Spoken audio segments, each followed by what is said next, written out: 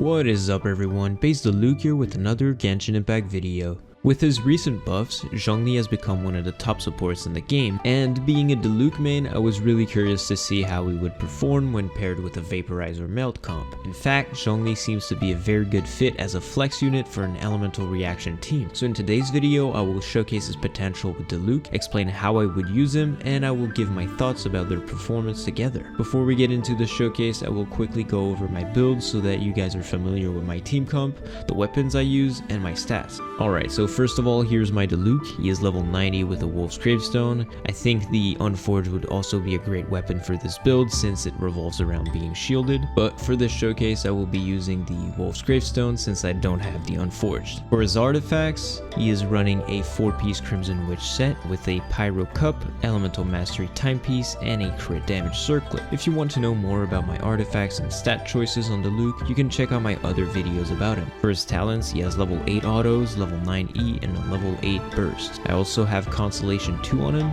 but I will come back to that later since it can play a role in this team comp. For the Hydro applications in this Vaporize team comp, the reactive sub DPS of choice will be my level 80 C6 Xingqiu. He's using the Sacrificial Sword at Refinement 5 and has a lot of energy recharge to get his burst up consistently. In this comp, his role will be crucial to further amplify the damage and provide a small amount of healing. Obviously here, the third unit will be Zhongli, which is level 80, and Constellation 1. He is using the Skyward Spine, which is arguably the best burst support weapon because of its energy recharge substat. For his artifact, I found a nice balance between the 2-piece Petra and 2-piece Noblesse, along with a Geo Damage Cup, an HP % timepiece, and a crit damage circlet. The HP will make his shield much tankier, which is amazing for uninterrupted damage. I won't be diving deep into the artifact stats just yet. I will keep that for another video because I'm still in the process of farming to perfect my stats and try out different combinations. However, what I'm using right now is sufficient for the content we currently have in the game, so I will go with that.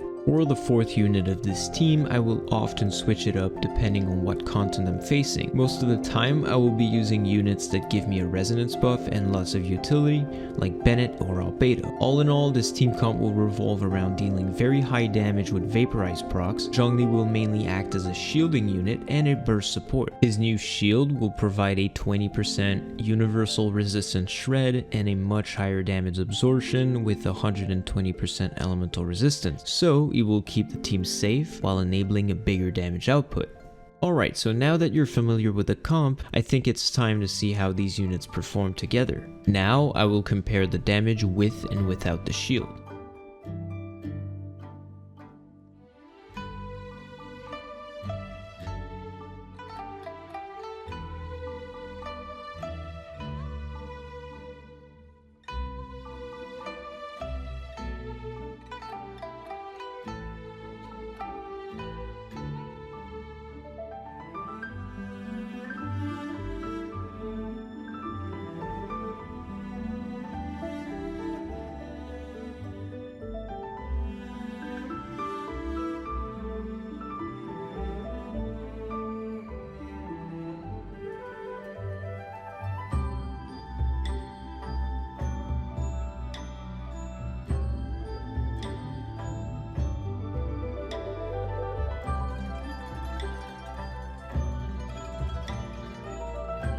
As you could see here, the difference is quite noticeable, especially on those Vaporize procs. Some people may not see this damage boost as efficient as the Viridescent Set Shred, but keep in mind that this resistance decrease will boost the damage of the entire party and it will weaken all enemies as long as you stay close enough. The safety aspect of this shield is also insanely useful with Diluc because he will be able to do his full combo without any interruptions. This was often a problem with his E skill because the last strike takes longer to cast and makes Diluc vulnerable to knockback attacks. It's also worth noting that with how tanky Zhongli's shield can be, Xingqiu's healing will be more than enough to keep the team alive in the abyss. In turn, this shield on a Diluc Vape comp will trivialize literally all content with the increased damage and steady attacks it enables. To top it all off, it has 100% uptime, and now when using it, it will spawn a pillar that can generate particles. I also want to add that with C2 on Diluc, the synergy between him and Zhongli's shield will go even further. This constellation Isolation will buff your attack up to 30% and your attack speed up to 15%, but you need to take damage in order to trigger the effect. Generally, in the overworld, the Burning Grass will be enough to get all 3 stacks, but in domains, in the Abyss, or against bosses, this is impossible to trigger without losing lots of HP. Fortunately enough, the Constellation is so much better when using a shielding unit like Zhongli because it will trigger the stacks upon hitting the shield without having to trade off any HP. Besides his shield, Zhongli has an insane burst that will add another layer to his kit, which is crowd control and burst damage. In almost all situations, his Q will obliterate squishy as well as low health enemies, and it will petrify the rest of them. It will also act as a nice reset button for the battlefield, which will allow you to interrupt enemies, reposition yourself, go through your rotation, grab some energy, and unleash as much damage as possible on stationary targets. To sum up, the recent changes added to Zhongli's kit made him into a unit that you will want to pair with a main DPS like Diluc. With his new universal resistance shred, he will buff up the damage output of the entire party